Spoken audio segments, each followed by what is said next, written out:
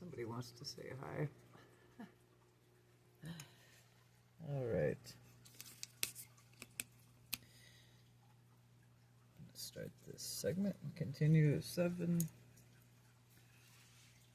Paper 7, rather. URANTIA, Sons, Eternal Son, and the Universe. 2. The administration of the Eternal Son.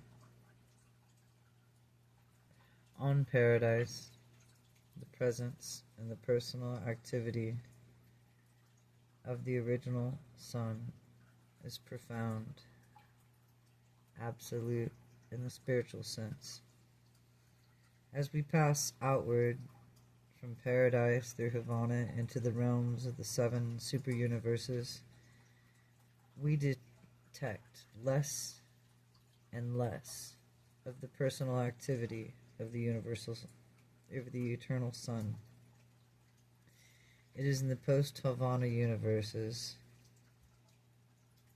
the presence of the Eternal Son is personalized in the Paradise Sons, conditioned by the experiential realities, in other words, the realities you experience, in the supreme and ultimate and co-coordinated with the ultimate spirit potential of the deity absolute,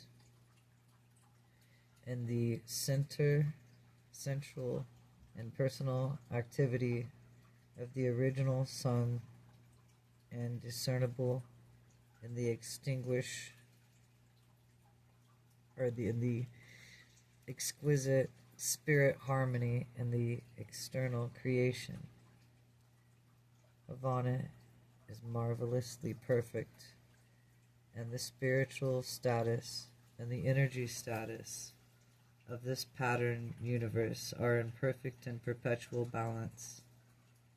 In the super universes, the Son is not personally present or resident in these creations. He maintains only a super personal representation. The spiritual manifestations of the Son are not personal. They are not in the personality circuit of the Universal Father. We know of no better term to use than to designate them super personalities, and they are finite beings. They are neither absonite nor absolute.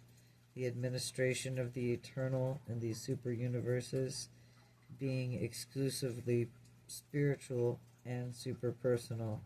It is not discernible by creature personalities, nonetheless all-pervading spirit urge of the Son's personal influence is encountered in everyday phase of the activities of all sectors and dominions of the Ancient of Days. In the local universe, however, we observe the Eternal Son personally present in the persons of the Paradise Sons.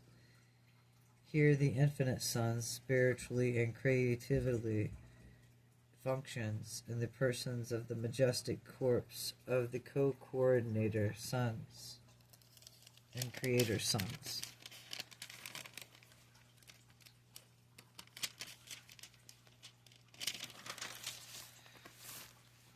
Relation of the Eternal Son to the individual. Number 3.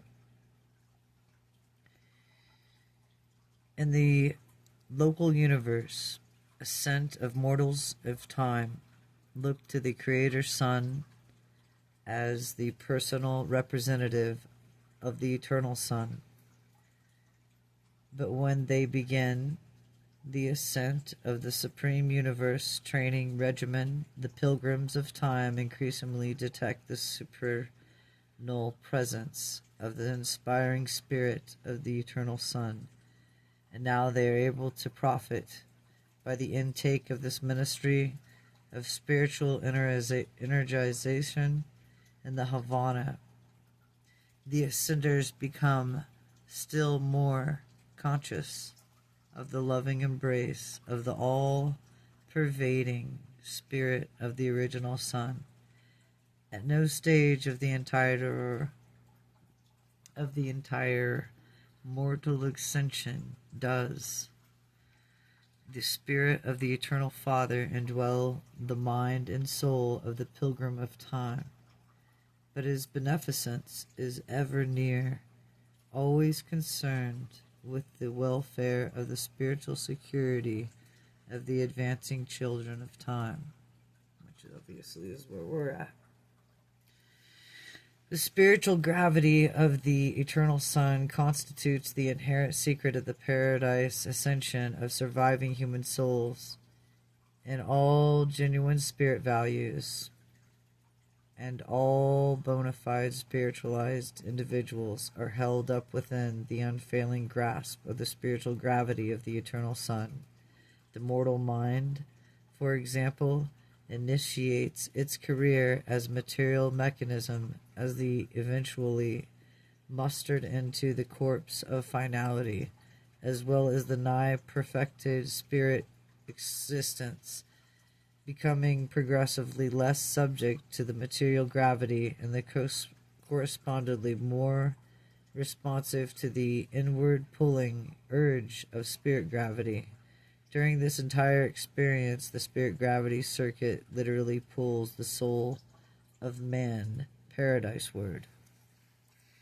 The spirit gravity circuit is the base channel for transmitting the genuine prayers of the believing human heart from the levels of consciousness to the actual consciousness of deity, which represents true spiritual value in your petitions well seized by the universal circuit of the spirit gravity, and will pass immediately simultaneously to all divine personalities concerned. Each will occupy himself with that which belongs to his personal providence, and therefore your practical and religious experience, it is immaterial whether it is in addressing your supplications, you visualize the Creator Son of your local universe, or the internal at the center, and the Eternal Son that is at the center of all things. The discriminative operation of the spirit gravity circuit might possibly be compared to the functions of the neural circuits of the material human body. The sensations travel inward over the neural paths and are determined and responded by the lower automatic spiral and spinal spheres. These pass on into the less automatic but habit-trained centers over the lower brain, which the most important and vital incoming messages flash by the subordinate centers that are immediately registered in the highest levels of human consciousness. But how much more perfect is the superb technique of the spiritual world if anything originates in your consciousness that is fraught with supreme spiritual value. Once you give it expression, no power in the universe can prevent it flashing directly into the absolute spiritual and spirit personality of all creation. Conversely, if your supplications are pure and materially wholly centered, there exists no plan wherein therefore by on such unworthy prayers can find lodgment in the spirit circuit of the Eternal Sons. The content of any petition which is not spiritually initiated or indicted can find no place in the universal spirit circuit. Such purely selfish and material requests fall dead. They did not ascend into the circuits of true spirit values. Such words are as sounding brass and a tinkling cymbal. It is the motivating thought, the spiritual content that validates the mortal supplication. Words are valueless. For the divine perfection plan The eternal Son's is an everlasting liaison which was the Father in the successful persecution of the divine plan of progress, the universal plan for the creation of evolution, ascension, and perfection of will creatures, and in the divine faithfulness of the Sons is the eternal equal of the Father. The Father and his Son are one, and in the formulation of the persecution of this gigantic attainment plan for advancing the material beings of time and to the perfection of eternity. This project for the the spiritual elevation of the ascendant souls of space and is a joint creation of the Father and the Son, and they are with the co-cooperation of the infinite Spirit engaged in associative execution of their divine purpose.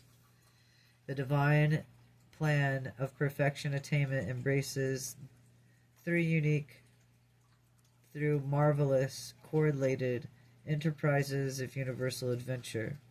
Number 1, the plan of progressive attainment. This is the Universal Father's plan of evolutionary ascension, a program unreversibly accepted by the Eternal Son when he concurred in the Father's proposal. Let's make mortal creatures in our own image.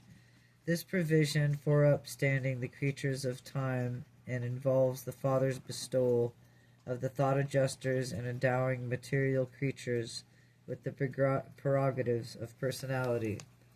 Number 2, the bestowal plan. The next universal plan is the great Father revelation enterprise of the Eternal Son and co-coordinate sons.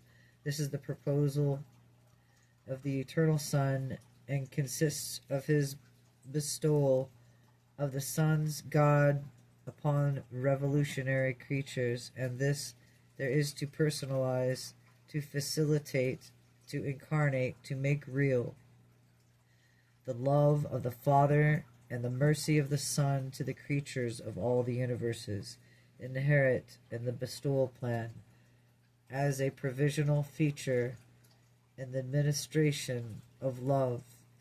The Paradise Sons act as rehabilitators of that is misjudged creature who has placed the spiritual jeopardy whenever and wherever it occurs. Thus for is a delay in the functioning of attainment plan.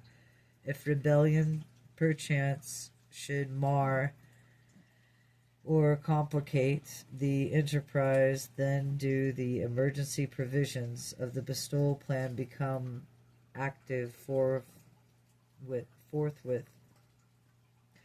The Paradise Sons stand pledged and ready to function as retrievers to go into any of the very realms of rebellion and restore the spiritual status of the spheres, such as the heroic and co-coordinated Creator Son did perform on Urantia in connection with his experimental bestowal career of sovereignty acquirement.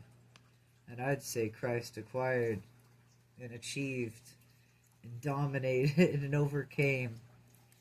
He was awesome. 3. The plans of mercy ministry.